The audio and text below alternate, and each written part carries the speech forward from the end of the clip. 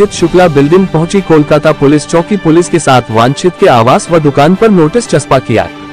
नमस्कार, आप देख रहे हैं उभरता समाचार।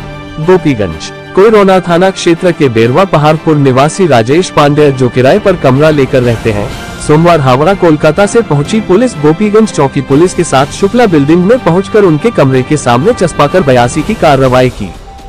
कोलकाता से आई पुलिस अधिकारी प्रियंका द्वारा कार्यवाही की गई।